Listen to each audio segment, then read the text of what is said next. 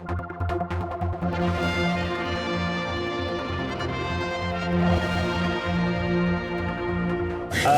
I suppose it did.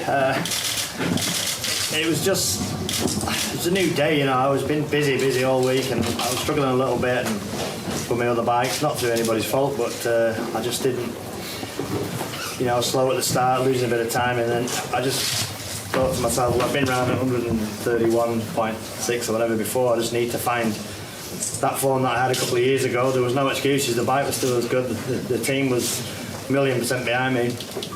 No excuses in my wrist. It was just needed to just be out of the traps, and you know, James was catching me in a lot of the races, which was sort of, once that's happened, you're done. But I sort of didn't want James to catch me this time. I really pushed hard. I got a mint start off the line.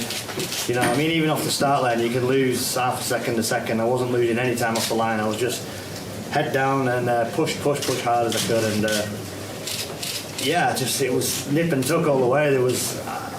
It was like P2 minus nothing, and then up to P1, and it was P1 plus 1 plus 2, and then I could see it was Hutchie, and I thought he's just going to get stronger and stronger because, you know, the fit lad and strong and everything. So I just kept pushing and pushing. Lap 2, I just give it everything I could, and reaction from the pits was just it felt a bit like when I broke the first 130-mile-an-hour lap. The atmosphere on the grandstand, everybody started cheering, and the reaction from everybody on the third lap was phenomenal. So I knew that maybe we had nicked the outright lap record as well. So, and I thought if anybody's coming with me at that, then good luck, we can have it.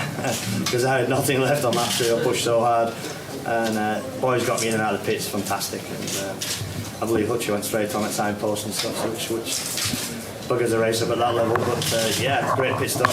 And it's just an amazing feeling riding around the IoM.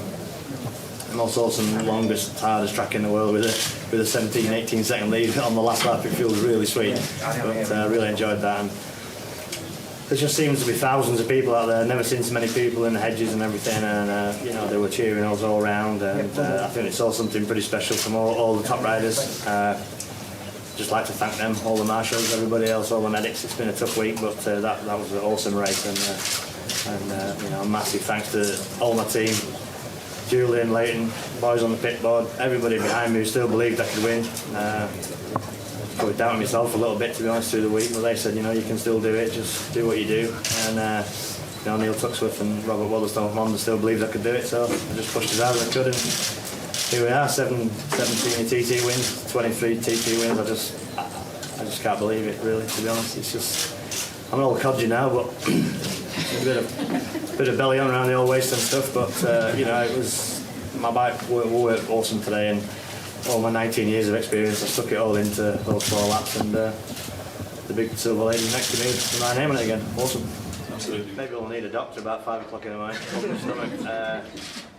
I've been in a few situations on a Friday night, Saturday morning, with my chips, cheese and gravy on the promenade feeding the seagulls, in a bit of a mess, dribbling with urine and stuff, but you know, I think we all deserve it. Everybody, you know, even, you know, the mechanics, the riders, everybody, marshals. It's been like I say, a bit of an emotional 2 weeks. You know, the weather's not been on our side, and then, you know, the last few days have been stunning. There's been race records, lap records. You know, the island's just alive. You know, it's just pumping. You know, that is incredible, and the reaction I got round there on those laps was just—it's something I'll never ever forget. You know, it's you know, I've won a few of them, but that feeling is just the best feeling in the world. I've not everything cross coming down the mountain, but my bike was faultless. So, you know, a big party tonight, and deservedly so. Did you make any actual changes to the bike for today, or was it more about your?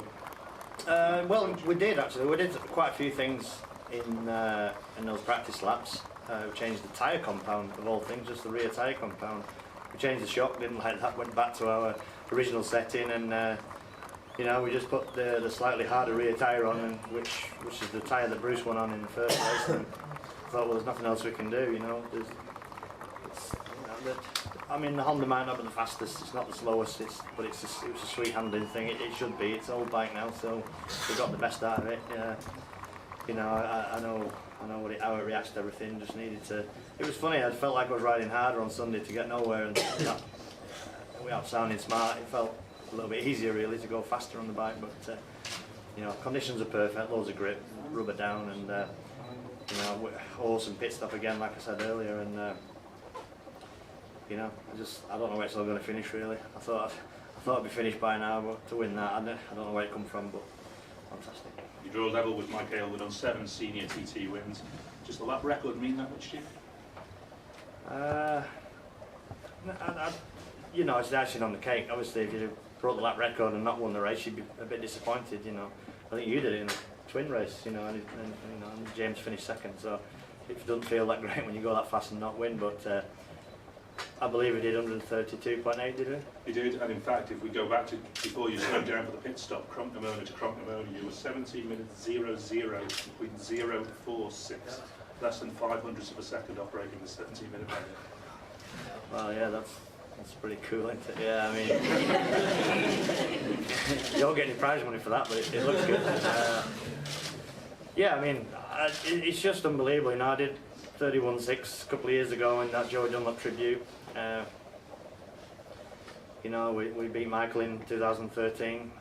Last year was incredibly frustrating. I was riding with one and a half arms, really, if you like. And you know, I've been, I wouldn't say training, because I'm not massively in the gym person, but I've been cheekily working away on my scrambler again, my enduro bike and my mini bikes with the kids, and I'm in a happy place, you know. And then, yeah, I'm 14 stone with a big piss tank, but you know, we pulled the rabbit out of the hat, if you like, there, and you know, I feel like when there's still a little bit of life left in me, and we proved it today. So. And the team as well were right behind you, fastest to the pit stops amongst all the leading contenders as well. Yeah, really good. I mean, we knew we were good in the pits. We have been, you know. The Honda's great on fuel, so we use a little bit less juice. You know, they work really hard on the engine, fuel maps, etc. And you know, the first race, I came in with James, and James was away sort of 10 seconds in front of me. So I felt like I got my pants pulled down a little bit with the fillers, the new fillers. You know, out of the 80 fillers, we got the slowest, you know, so it was an 80 to 1 chance to get the shitbox filler. We got it. And, you know, I lost 10 seconds each time, so over 20 seconds we lost in that first race, but we made sure we weren't going to get a bad one this time.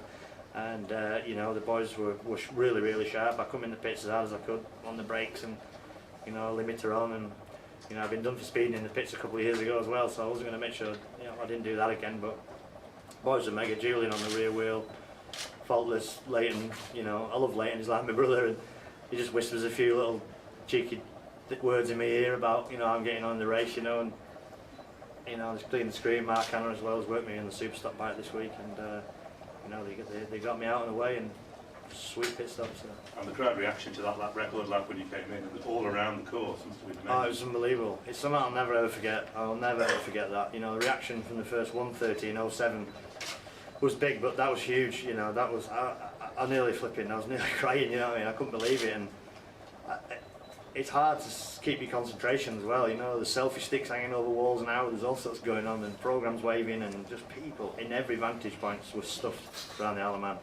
And you know, I just want to get off and have a wave and a chat to everybody, but you can't. You know, you've got to get all the grip of them bars, and you know, you sort of want to take a bow, but you can't. You know, you just got to keep concentrating, keep working away, and you know, there was still 2 laps to go and all to play for, and you know, anybody can make a mistake or anything. So I just kept, you know, telling myself to, you know, hit every, you know, all the marks. And the last lap I didn't, you know, another 1,000 RPM less on the bike because I was in a bit of a sweet spot, so I didn't chase the bike too hard on the way back down the mountain. And I actually couldn't believe it, to be honest. I didn't think it was actually happening. I thought it was a bit of a dream, to be honest. I thought this can't be happening, this, but it did. And you know, massive respect to these guys again.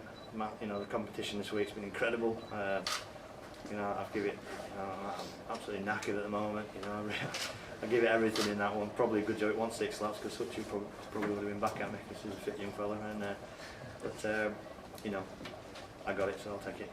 Absolutely, undoubtedly the competition just gets stronger and stronger, doesn't it? That moves you on to 23 TT wins. Of course, the inevitable question is Joey's 26. Is that a target that you really look at? I get reminded of it all the time. Well, I don't really think about it. I just, you know, I love my racing, love being on the bike, and it's a dream come true to be winning 1 TT when I first started. I never thought I'd be starting at my age. We thought it was 23. You know, I don't know where it's coming from. I just keep plugging away and doing my own thing, and you know, we're just pinching an odd one here, there and everywhere. And, you know, we're real close to Joey's now. I mean, to match Joey at 26 and hang my boots up would be a great thing to do. You know, we're still 3 wins, and I'm getting older, and these guys are coming in stronger and stronger.